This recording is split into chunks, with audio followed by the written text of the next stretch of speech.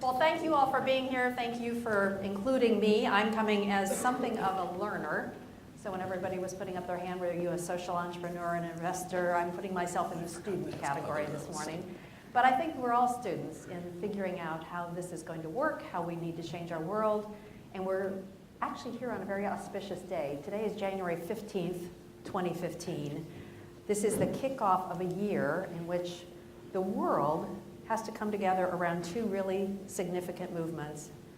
Raj Joshi from the B team referenced this earlier. Leaders from the world will come together in December in Paris to decide on a climate agreement to ensure the health and safety of our planet going forward. And world leaders will meet in New York in September to achieve a set of goals for the next 15 years to ensure we move people out of poverty and into prosperity. These are significant because they're happening at the same time and because we know they're related. We can't have a healthy planet unless we have strong and sustainable development. And we really can't move people out of poverty and into prosperity if we don't think about the health of our planet at the same time. So the most important piece for us to think about today is where do we fit into that? And the Secretary General himself has said it's time to marry the greatest strengths of the private sector with the greatest needs of the public sector. And so this is an opportunity for all of us, but we know we can't do it through business as usual. And so it's appropriate as we kick off this year that we are meeting today to talk about how we can think about all the new ways that business and nonprofits can work together in this new hybrid idea. So we have three really remarkable practitioner leaders for you to hear from today, and I'm going to introduce them all, ask them each to give some opening remarks about how they've come to this business, how they're thinking about it, and then we'll dig into some of the challenges, hurdles, and then opportunities that we can all learn from to move forward, since we are all students here today. So let me start with Victoria Bjorklund. So Victoria is somebody who identified this years and years and years ago. I'm not going to say how many years she told me. When she was a fourth-year law associate at a big law firm in New York, Simpson, Thacher, Baird, she was tired of looking around to find people who could give advice to nonprofits on how they could be more proactive in the work that they were doing. And so she created a whole new field that she's now a leading practitioner of. And that field is called exempt organizations, but we know it's really more thinking about the fourth sector and for benefit. She's been a major advisor, pro bono advisor to the Robin Hood Foundation and Doctors Without Borders. She's the co-author of the New York Nonprofit Law and Practice, and she's got stories to tell. Then I'm going to turn to Jean Case. Jean is the founder and CEO of the Case Foundation that she and her husband Steve created. I actually succeeded Jean at AOL many, many years ago. And they've really done an amazing job of creating the democratization of philanthropy and a challenge to all nonprofits to think more about how they can be the hybrid organization that we need. The big focus for the Case Foundation right now is impact investing. They've written a beautiful guide for anyone interested in learning more about it. And it's important to hear from a person who really does believe in how these two sectors can come together. Our third speaker is Ross Baird. He founded Village Capital 5 years ago. He's an entrepreneur himself, and it invests in entrepreneurs in the spaces of energy, ag, education, healthcare, and financial inclusion. So we've now got someone with an entrepreneurial focus, an investor focus, and the broad overview focus. So Victoria, I'm going to ask you to start and lay some groundwork for us that we can think about as we move forward throughout the day. Great. Well, we've heard about the legal architecture. I want to emphasize how critical that is. Each speaker has actually mentioned it as a potential impediment, and Richard Branson told us we have to be thinking about new legal architecture. I see Alan Bromberger, he's going to be talking about that in this afternoon session. We have Josh Mintz of the MacArthur Foundation. We have representatives of Attorney General's offices, and it's important for all of them and us to be thinking, what do we need? I'm going to give you a couple of practical examples. I have worked for 35 years in New York State. Do you know I cannot form a limited liability company in New York State to do charitable work. So if I have a nonprofit, a 501c3 public charity, and it wants to have a limited liability company, even though there are probably more than 6,000 of them, the Secretary of State will block that filing if they know that it's for a nonprofit. Why is that? Because the New York State law says that a limited liability company can be formed for any lawful business purpose. Contrast that with Delaware, which says that it can be formed for any purpose, for-profit or non-profit. So there's a simple word change that we have asked for 6 years that would give some kind of improvement to nonprofits that want to isolate liability in limited liability companies. We can't get the law changed. That's a really simple impediment. But let's talk about the bifurcated for-profit, non-profit structure. We're going back to the year 1601, the Statutes of Elizabeth. That is where our definitions of charitable activity come from. They were really incorporated in reception of law after the American Revolution, but when we got our first tax law in 1916, we had exemption from the beginning.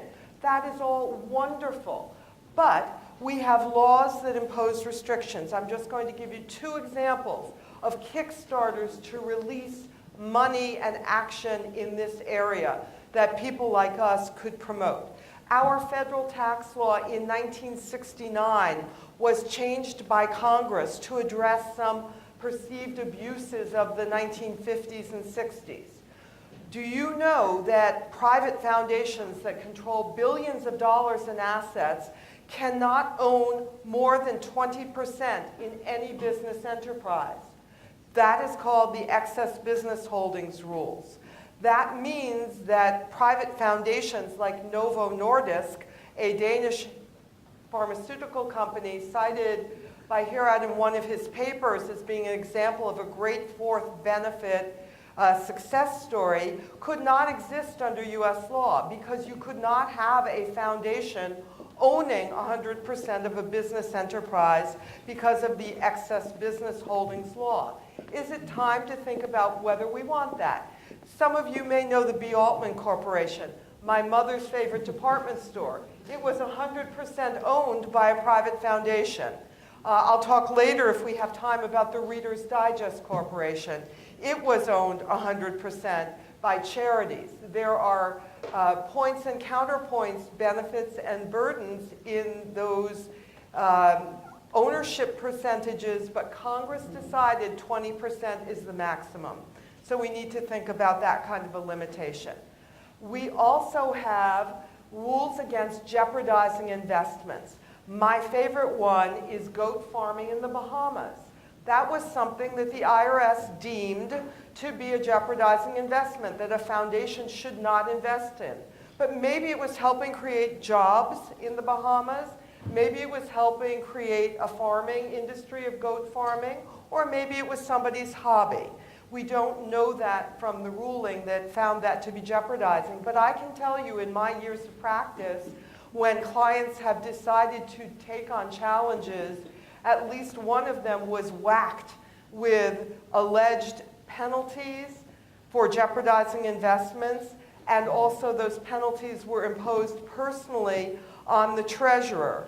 Now, we appealed and we were able to get those penalties waived. But the point is, the audit agent told me either it's a jeopardizing investment or it falls within the exception.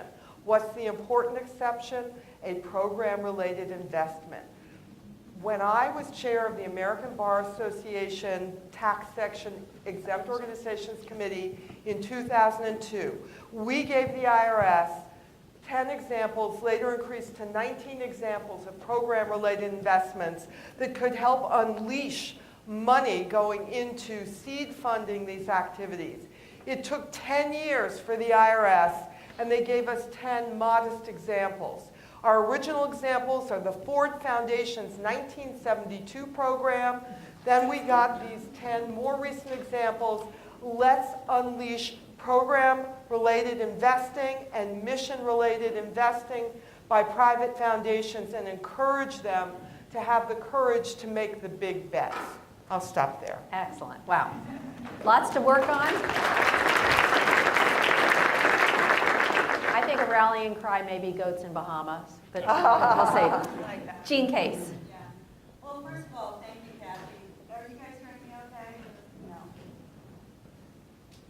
Thank you, Kathy, for having me here this morning. It's my delight to sit on this panel with these folks here and to be with many of you. As I look across the audience, many of you could actually be sitting in these chairs, so it's great to be here. You know, for those of you that don't know the Case Foundation very well, we sort of came into impact investing before we knew it was impact investing. And I don't mean that like we were cool before it was cool. I'm saying we went into it, you know, somewhat as learners, but not even understanding that a sector or a movement was emerging around it. We just got really jazzed. My husband and I had spent our careers in the private sector and specifically technology and had the great benefit of bringing AOL forward, as Kathy mentioned. And so as we looked around, you know, we were big believers in the power of business and the power of entrepreneurs to basically change the world. And so we really were excited by and animated by companies we were seeing that were emerging long before there was a classification for them that were specifically addressing a social need or a social opportunity. So we became investors very, very early. And then as we took the foundation forward, we began to realize, oh wow, there's like this thing around us called impact investing. And a few years ago, we jumped in with both feet. And I think Kathy started the panel by saying she's a learner. And I want to make clear, although I spend time on this literally every day, I think until we're at the finish line, we should all declare ourselves learners, right? There's still so much to learn. It's early days.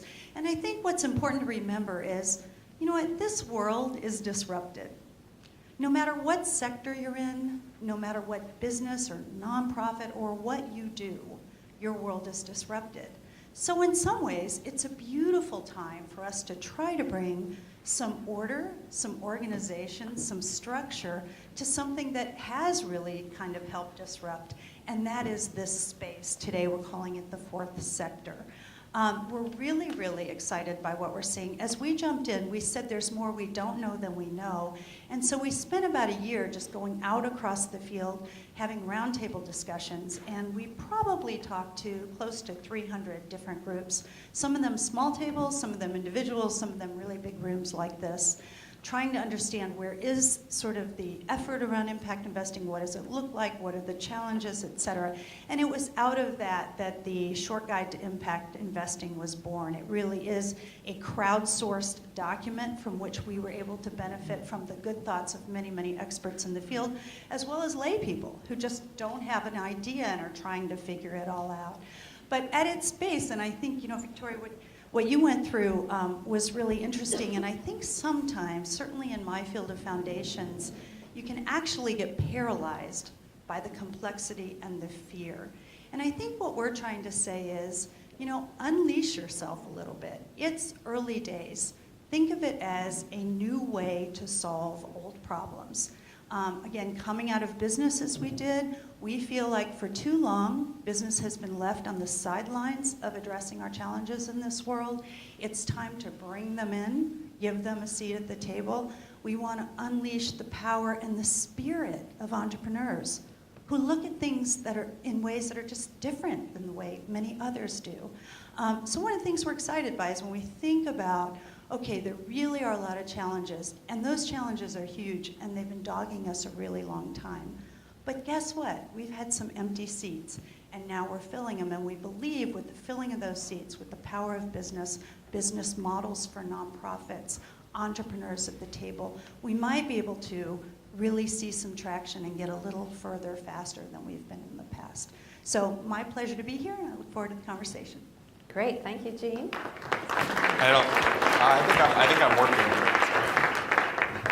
Keep it. Thank you, Jean. Thank you so much for the invitation. This is a really, really terrific gathering. And first of all, I have a question for the B team people. Can we get Richard Branson to help the Bahamas goat farmers? I'm sure they could find some space somewhere on his island, right? So I think that's an easy fix. Now on to the harder things. So in the video, I think that I want to ask a follow-up question to the Ask the Audience that we had at the beginning. How many of you are currently running a company that directly provides products or services to people? How many of you are some sort of policymaker, investor, foundation, intermediary, service provider to companies, a general supporter of innovation rather than, I'd say that's so I think that one of the things that is really, really exciting is, for my whole life at least, innovation has been really focused on direct products and services that we're inventing. And we at Village Capital, my firm, we've worked with over 500 entrepreneurs over the last 5 years, working on 2 primary impact objectives that are actually the same that you outlined, Kathy. One is closing the opportunity gap, access to opportunity for the poor, which we primarily see in health, education, financial services. Companies like Kickboard out of New Orleans, which is helping schools meet their target objectives by managing data better, and has led to improvements in outcomes in 95% of the schools they work with in 35 states across the country.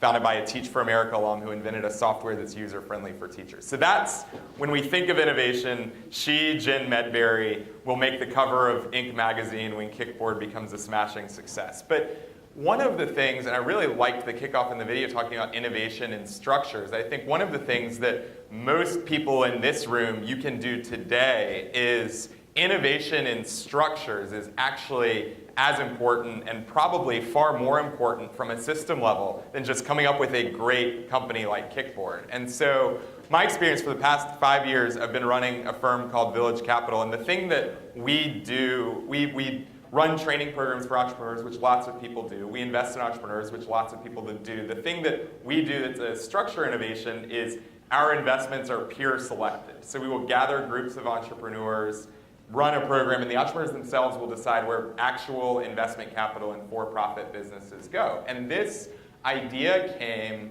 5 years ago when I've always been an entrepreneur. I was working for an investment firm, and we saw a really, really weird and difficult power dynamic between entrepreneurs who were spending so much time raising money and didn't have time to run their company, and investors that were just bombarded with investment options but not given a used to be helpful. And there was a dinner, and my friend Sarah in the front row is at that dinner where there were 4 of us trying to come up with an idea to make a better system for entrepreneurs to get their first outside capital. And we said the actual decision to invest was a real breaking point. And we piloted this idea of entrepreneurs deciding where to allocate investment capital. And so, 5 years later, and one of the things that you want to talk about is the importance of collecting data. We've kept really good data about how this experiment is working over the past 5 years, but we've got 40 investments. We've kept a control group. They're outperforming the expert-selected investments 4.5 times in revenue growth, 3.5 times in funds raised. It's very early days. For those of you who are policymakers, this isn't a statistically significant data sample, but the hypothesis has not yet been nullified. This is a really creative and fearless way to put capital in early stage companies. So that's been my experience, but I just am very, very excited to see all this structural and system innovation to help these specific company innovations. Great, Ross, thank you. Awesome.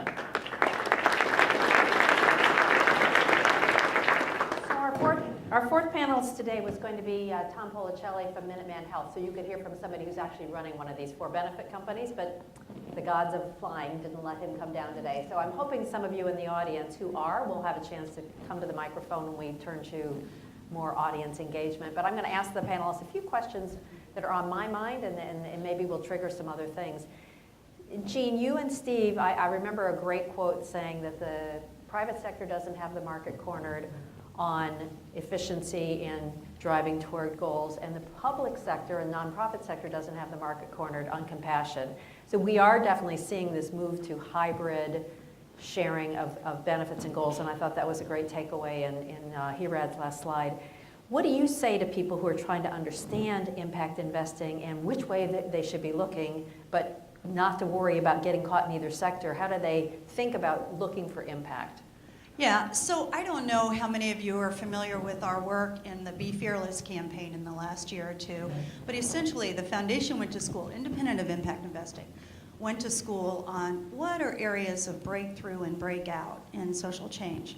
Because at our 15th anniversary, we kind of looked around the world and said, whoa, in many places there's not been the traction or sort of the benefit that we've wanted to see, despite a lot of money and a lot of talent changing it.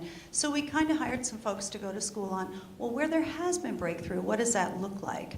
And one of the real keys is something we call reach beyond your bubble. And it's interesting because as we studied it more, we see even Thomas Edison actually was a great model of this. And what that is really the idea of having a table with very diverse perspectives represented. And so, at the Case Foundation, from day one, we've required cross-collaboration efforts. So anything we're going to take on in the way of a big initiative, we need to have, obviously, we're a foundation. We need to have a nonprofit partner always. We have a public sector partner, and then we have a private sector partner. And we have really been stunned to see just the power and sort of the innovation that comes from those different groups all looking at the same issue, challenge, or opportunity together, but bringing very different points of view. Thomas Edison called his group the Muckers, and it really became a model for Xerox Labs and for what we see playing out in Silicon Valley today around how do you drive innovation. And so at one level, when we think about impact investing, it seems a little radical and new, but at another level, it's actually been around for a while. We just haven't been really identifying the principles in a way that we sort of associate them with social challenges today. I sit on the board of one of the oldest social enterprises in America, which is National Geographic Society. And actually, National Geographic Society is a brilliant model of a social enterprise. It is, as the parent, a nonprofit, which has a for-profit subsidy that makes all the money in profit, throws it over the wall to the nonprofit, and funds the great work of National Geographic Society. But the coolest thing about it is that from day one, they used business models that further drove the mission of the nonprofit to make the money and then let the nonprofit benefit. And so at some levels, we think this is all new, but some of these things have actually been around for a while and have sort of drawn a beautiful picture of what success could look like. For those of you that don't know, when new media came along in the 80s, which at the time was cable, okay, National Geographic created a joint venture with Fox. And I often say to our nonprofit partners, when you're dreaming of how you get from here to here, or how you keep yourself from becoming disrupted, so whether you're looking at a challenge or an opportunity, do you dream that big? Do you dream that as a nonprofit, you could have Fox with you in a joint venture? So I think it's an important story to look at. And of course, they weren't disrupted. They had been in a printing business with their magazine for, at that point, nearly 100 years. They pivoted to cable. And of course, you might not be surprised to learn that today we face at National Geographic a similar set of circumstances as digital has come into play, where again, we're looking at the landscape and saying, what kind of marriage needs to take place here? Maybe a JV, maybe a partnership, but these kind of sort of practices and principles too often haven't been applied from the nonprofit sector. And so although we look at impact investing and much of our effort has been around entrepreneurs and particularly new companies coming into the field that address social challenges, there are really powerful lessons that nonprofits can adopt as well to kind of further their mission and their effectiveness in the market. That's great. And obviously in Germany and other countries, that model of having a foundation, Bertelsmann and others own the company and the business is really a good model. And I'd love to come back to the international. Ross, let me turn to you for a second. So the B team is focused on finding ways to put people and planet alongside profit, whether it's through narrative or through change structure. What are you seeing in the marketplace? That are people going toward the structure change? Are they going toward the narrative change? Are they thinking about all the above in terms of the entrepreneurs you see? Yeah, I mean, I'm seeing two really big trends that that if you're thinking about this in a fourth sector box, really bleed into the first three. And that's one is where people, particularly people under the age around 40, where people want to work. So The Economist did a survey, I don't know, 2 months ago, and they said, I think 40% of people under the age of 40, and this was by far the top response, believe the number one purpose of business is to improve the planet.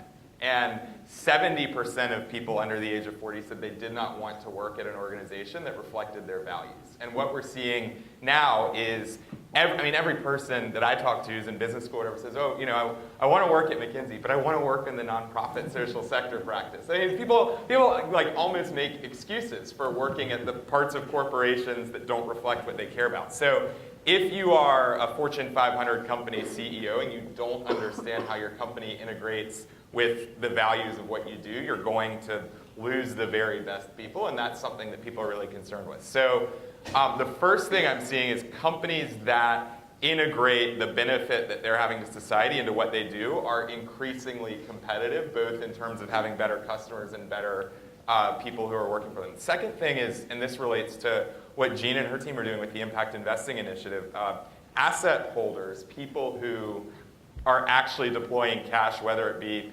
individuals or pension funds or anywhere in between, and this has just been, in the last 5 years, it's almost been exponential growth every year, becoming increasingly demanding about what their money is doing. And there's one very high-profile family that's done a lot of impact investing that doesn't like the term impact investing. They say, we just have really high standards for what our money does in the world. And I think that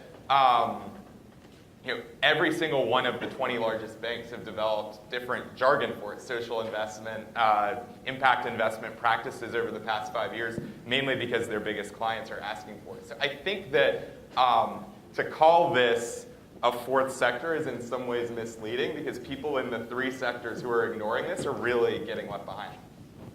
Good point. We'll take that on with your Ed. I'm going to turn to Victoria to give us a little story on Reader's Digest, which would be great, and then any other thoughts that have been stimulated here. I just want to say that we have to think about several additional architectural issues. What is going to be a succession plan, and when is it time to have change? Reader's Digest is a company we all grew up with and we know about. I just would like to use it as a case example. Reader's Digest was formed during the Depression era to bring program material, books, condensed stories, articles from other magazines to the public at large. It was a monthly magazine. It had one article per day that you could read. The owners, the Wallaces, really believed in the great literacy mission that was served by the Reader's Digest and getting it into every home in America that could read. And so they wanted to perpetrate that ownership, and because of these 1969 changes, they had to use a group of charities benefiting their private foundation and 13 public charities. But what happened? What Jean was talking about, the changes in media. And so the charities that were the beneficiaries watched the value of the Reader's Digest stock going down because they were not in a position with this diffuse ownership among the different charities to force change at the operational level. In the end, Attorney General Spitzer in 2001 came in and said, because of the fiduciary duties that are owed, there needs to be a breakup, and the stock was distributed to the different charities that sold it off in an organized way, and then that led, of course, to the big changes in Reader's Digest. Why am I saying this?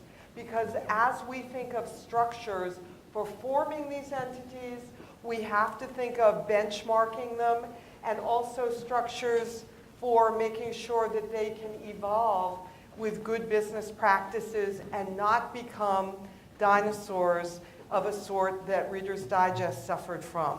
And so that's a very important piece to build in.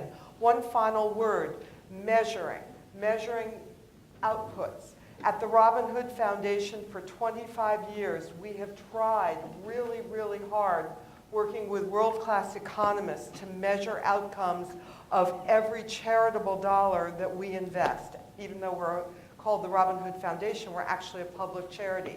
And last year, Columbia University Press published our Robin Hood Guide to Metrics. If you're interested, it's about a 300-page book on how we invest, and we'll take a subject matter, we'll pick maybe 20 charities in that field, have them compete against each other, learn from each other, and measure their outcomes. It's doable. Great. So 2 books now we know we have to get when we leave here. I'm going to invite people to the microphone if we have people in the audience who've got some questions. And Heather Grady, I see you are first.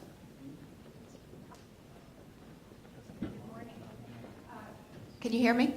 Yeah. Some of our participants have followed the instructions on the tables to send in questions. I just want to share some of the questions coming in. These are really for the panelists. Darren McKeever asks, how do we align and leverage work on for-profit and non-profit ecosystems? Is a parallel system needed?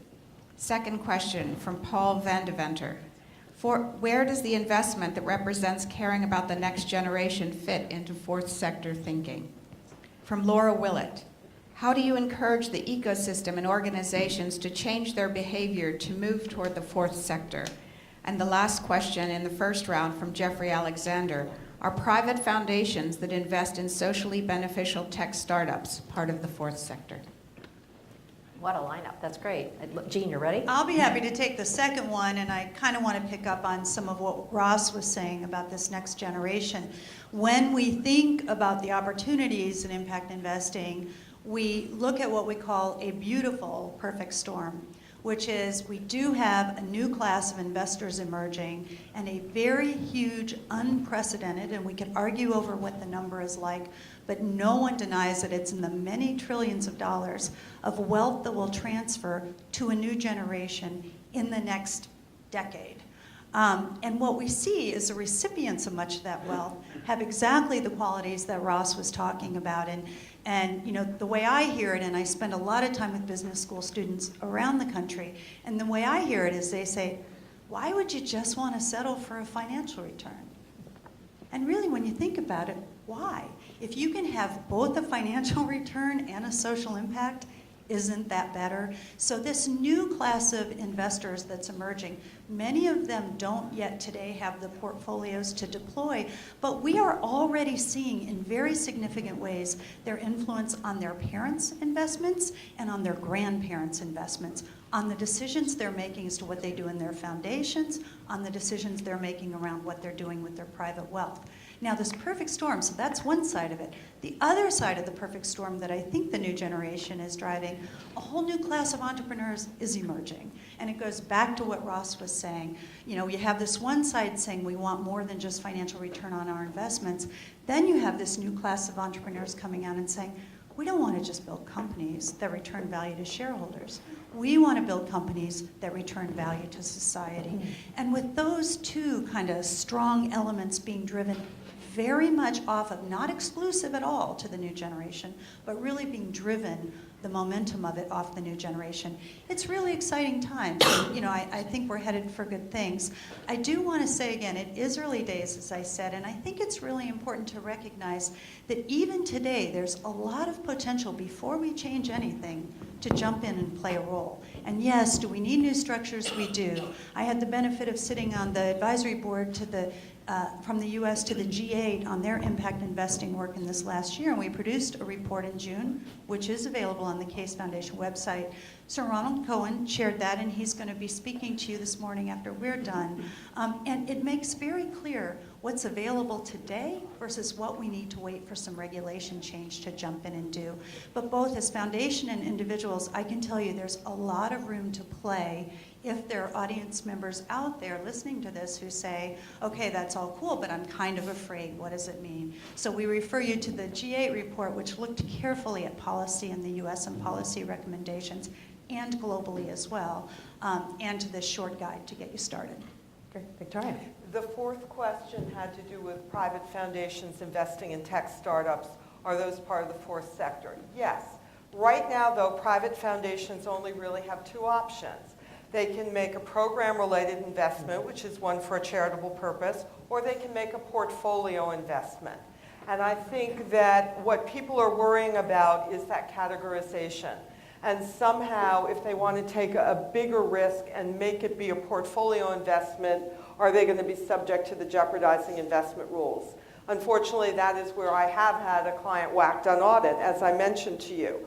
On the other hand, if you really document the reasonable purposes for which you're doing that, you should be able to prevail if you were questioned, unless it's goat farming in the Bahamas. So the first three questions, I think, all had some element of how do people that hear these statistics and all, how do you actually get involved in your day-to-day life? And I think there's a saying in entrepreneurship, it's better to be specific even if you're wrong than vague and right. And I think that gatherings like these very often veer towards the second of, yes, we vaguely agree that business can do social good. And moving to the specific thing that you care about is where I've seen people most effectively get involved. So, for example, yesterday I was on a panel. There was a national commission on how entrepreneurship can build middle-class jobs. It was co-chaired by Jean's husband, Steve, and Carly Fiorina. And you're outperforming Steve on the panel, by the way. Don't tell him. Anyway, I'm not going to get in the middle of that. But I tried to make a joke. It's kind of working. Anyway, the second question in the panel to Carly Fiorina was something in theory about entrepreneurship. It was really, are you running for president in 2016? And she was gracefully like, I didn't see that coming when she is thinking about running for president in 2016. But someone came up after and said, and it was Bloomberg News that asked the question, someone came up and said, that question was the biggest failure of imagination that I have ever seen. Because people pour billions of dollars and years of airtime into presidential campaigns. When you have on this stage entrepreneurs that are working every day to solve the same problems that presidential candidates from both sides talk about, whether it's energy or whether it's access to opportunity, or whatever. I mean, these are bipartisan things that people get excited about. So she, I think, was right on. I think that we think of, to a point that Jean made at the very beginning, we think of politics as the world of problem solving or problem creating, depending on your opinion of politics. And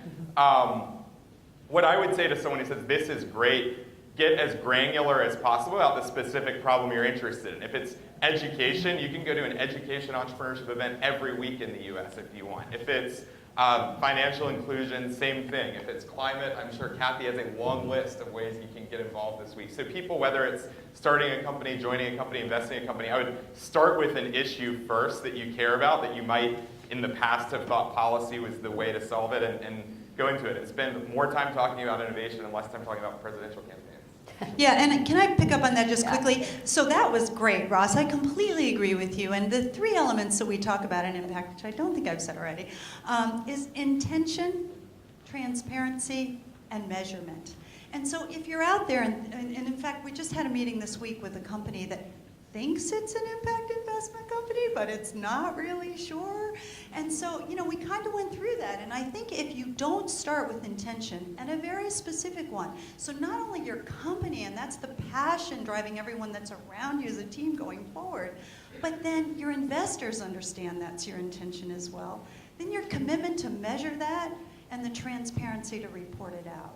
I mean, we kind of feel like, okay, fourth sector, nonprofit, for-profit. If those three elements are present, and again, it's a social, benefit you're trying to bring, chances are you fall in this space of impact. And I think it helps sort things out sometimes when you're trying to figure out, are we or aren't we, or should we invest or shouldn't we?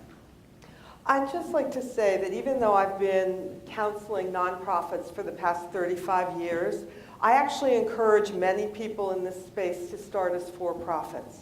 It's a one-way street. Once you start as a nonprofit, you can't go the other way. If you can't make it as a for-profit, you can always convert to being a nonprofit.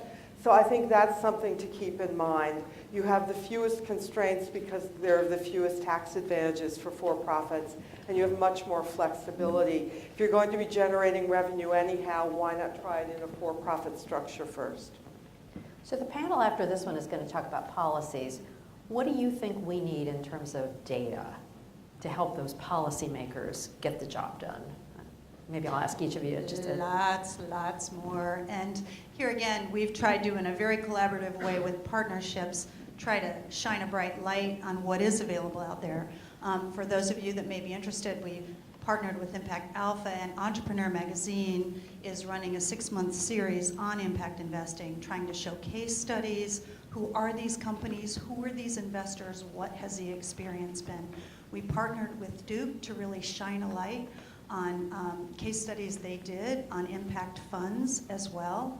The Kleisner Foundation out of San Francisco is making public their investments. They're 100% impact invested in their portfolio, and they found that in 4 asset classes, they're at benchmark or better. So anywhere there's data, I would ask anyone in the room interested in driving this movement forward, shine a light, shout it from the mountaintops, because I think there isn't enough data to guide both investors and, even as I said earlier, people who are thinking, well, I want to play in this space. Maybe I have a nonprofit, maybe I have a company. I just don't know where to get started. And you know, stories do a lot to teach people. And so anything you know, use Twitter, use your Facebook, use whatever you can, but get the word out there. Yeah, and I think that's absolutely right. And we work with companies who are fundraising all the time, and I think the companies that are fundraising say, well, it's a lot of time and money to collect good impact data, but the reason why it's important on a tactical level, whether you're structuring a fund or a nonprofit or an investment, all of these investors that we talked about who want to be impact investors are going to ask about data, and if you're not convincing, the decision won't go. So for example, I'm really excited about a lot of public equity funds that are looking at ways to build fully liquid public market ways to invest. And one of our investors in our fund is very excited about quality middle-class jobs for underserved people in the U.S. And I was with him, and he was being pitched by a person who had developed a fund around workforce practices. And Laurie, who's here from the Thacher Foundation, who's very rigorous around workforce practice. This fund manager, prospective fund manager, was not. And so he says, this sounds great. What was your best performing company in the fund last year? And she said Johnson & Johnson. And he said, really? Well, why did Johnson & Johnson go in your bucket? She goes, because it was a Forbes top 10 best place to work. And he ended the meeting right there. He says, if it was because there are more living wage jobs in Johnson & Johnson than any other company its size, I could go with it. But and I've seen 100 different versions of that. I really buy the story because it's inspiring and your video is great and the data isn't there. So it's absolutely critical for these companies to get the resources to scale to start collecting data from day one. At the Robin Hood Foundation, we grant to a portfolio of approximately 250 organizations. But when we give them their first grant, and we give long multi-year grants, when we give them the first grant, we set out in a contract the statistical information that we're going to be collecting from them. And if they can't provide us with that information, we have to defund them. So we have trained a cohort of organizations in data collection, which they now tell us, wow, we resented this so much, but it's really helped us show what we do empirically to others. Now we're getting funding from all these other people. And so this is something we have to ingrain in folks. It's not enough to be doing good things. You have to be able to measure, first of all, demonstrate what outcomes you're achieving and then measure those outcomes and then learn from others. The Michael J. Fox Foundation in the medical science field has been terrific about requiring in their grants. We do it at Nutrition Science Initiative. We require convenings where you don't get to keep your secret from your research. You have to share it with the others so they can build in whatever successes you're having into their research protocols. This kind of sharing, I think, is a big change in operations for many standard organizations. I would add to that, we haven't talked about social impact bonds specifically on the panel, and I know Sir Ronald is going to cover that when he speaks, but some of us are as excited about social impact bonds, not for what the bond itself will do, but what it will do to bring rigor and data forward around effectiveness and efficacy in social programs. Today in the public sector, we continue to fund things that show no efficacy whatsoever, year after year after year. And we're really hoping that aside from the additional private sector capital that social impact bonds will bring in, it will bring in a new rigor that hopefully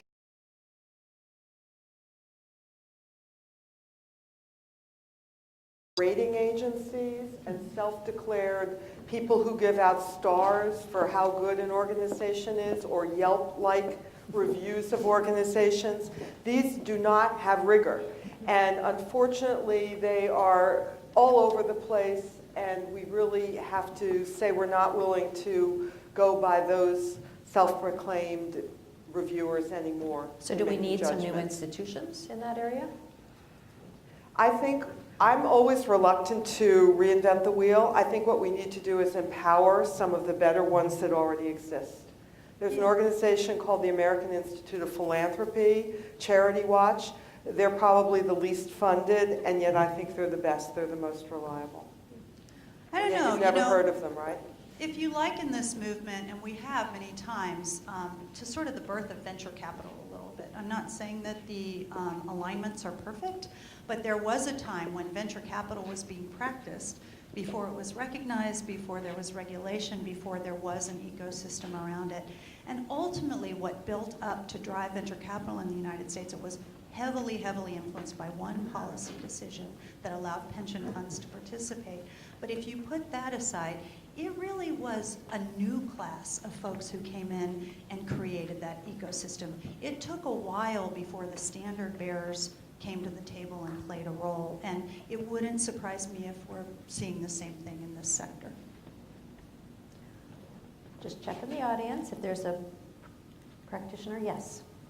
Can you come to the mic and say your name? The mic will come to you. Mike. Okay. Hazel Henderson, Ethical Markets Media.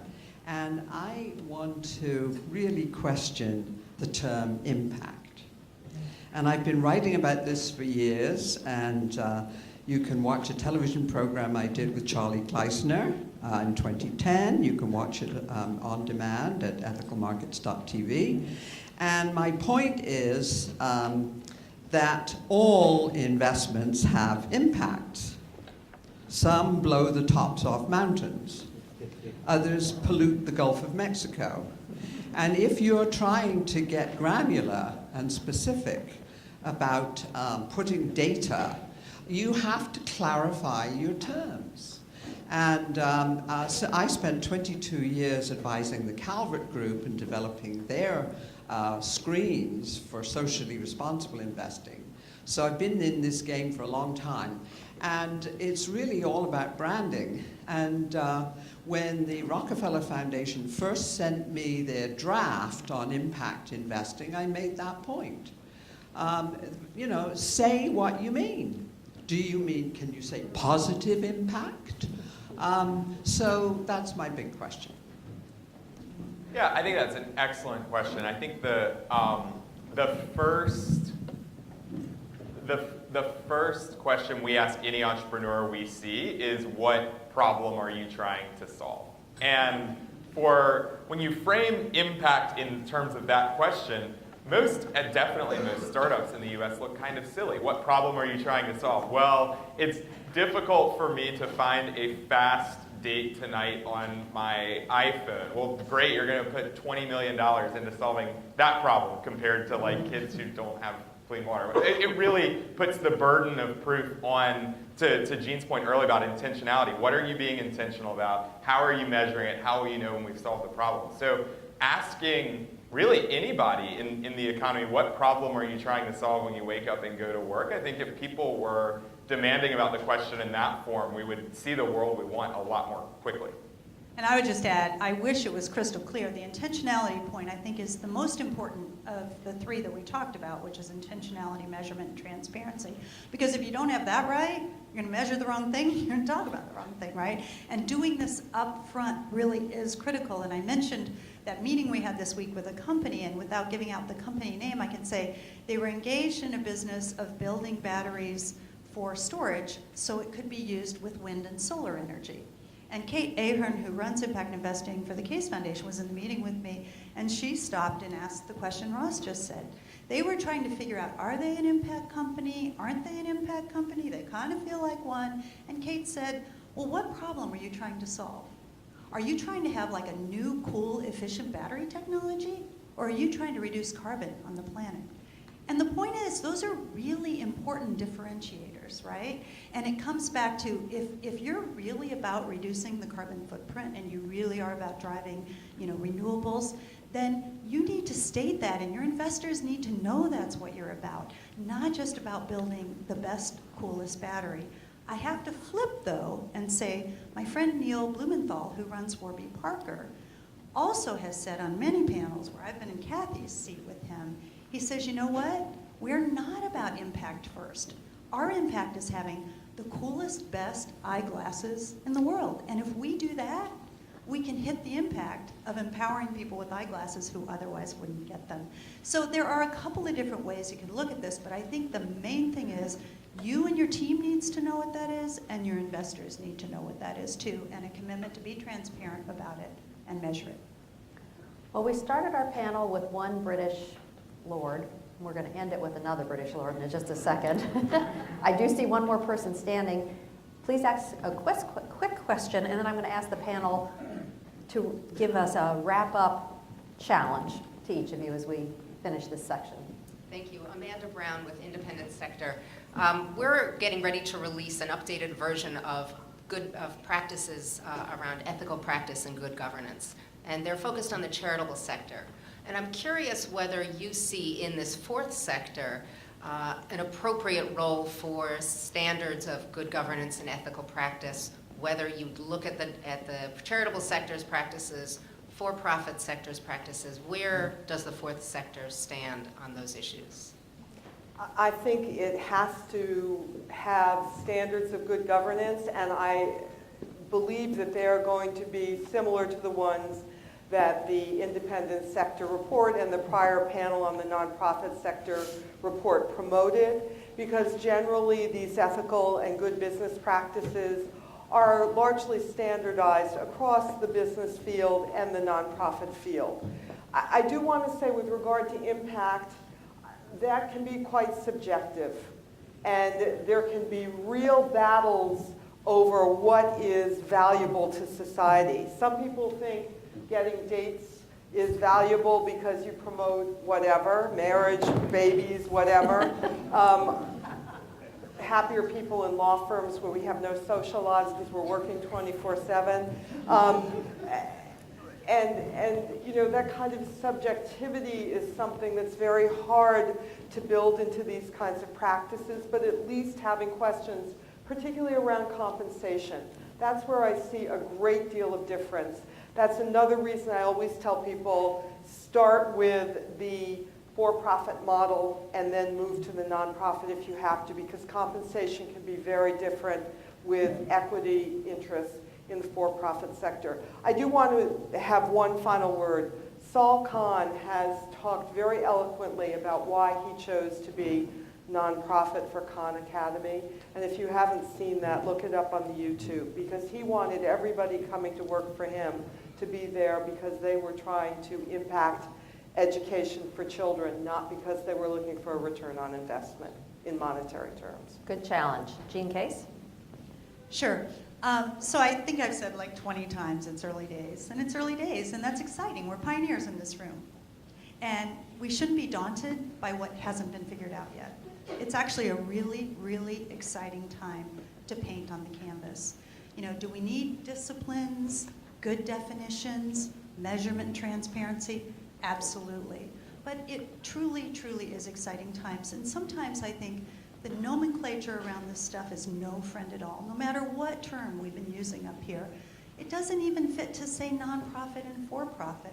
Really, at National Geographic, we call it the taxable and the non-taxable, because across the board, we're trying to really get as much profit, if you will, as we can. It's just a matter of how that's treated. All of that, as Victoria's made clear, needs some organization. But I guess I want to end with, I think there's really a lot of potential right now, and I'm seeing unprecedented traction and momentum, particularly, we would say, in the last 6 or 12 months in this space. And you know, the Case Foundation really is about collaboration and trying to shine a light and teach and illuminate and inspire. So to the extent you have questions or whatever, I'd be happy, I know my team would be happy to follow up, but if you're not already in, I invite you into this crazy impact investing space, because I think the train has left the station and it holds a lot of promise for society. That's great. That's terrific. So to your question about governance and the challenge, I'll wrap them up into one. While So while Gene is definitely outperforming Steve from yesterday, there was a question yesterday to Steve saying, I'm an entrepreneur, what advice do you have? And his advice was, pick a battle worth fighting. And while he didn't use the term impact investment, that's actually not that different from intentionality. Know what you are doing and why you're doing it. From a governance standpoint, when you're blending profit and benefit to society, I've seen companies fall apart, boards resign. When you hit a point and the board, investors, entrepreneurs were not aligned on what the battle worth fighting is, and some people thought the battle worth fighting was make as much money for all of us, and other people thought the battle worth fighting was solving this problem in energy or whatever. And making sure you are absolutely transparent and aligned on what battle you are fighting from the beginning and how you're going to know whether or not you're on track. And that can be a really liberating thing when you get on the same page and realize that some people, before it's too late, are not on the board, and whatever. You'll figure that early. But I would say the challenge is know what battle you are fighting, or to use today's term, be very, very intentional about what your organization is doing, and make sure that all the people that you're going to spend the next 5 to 10 years with are absolutely aligned on what that is. Great. Well, I hope you will all join me in thanking our panel.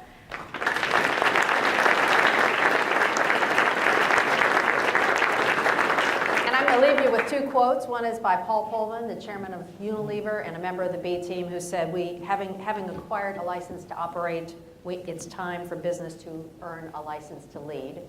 And then from the Secretary General, ours is the first generation that can end poverty and the last that has to take steps to avoid the worst impacts of climate change.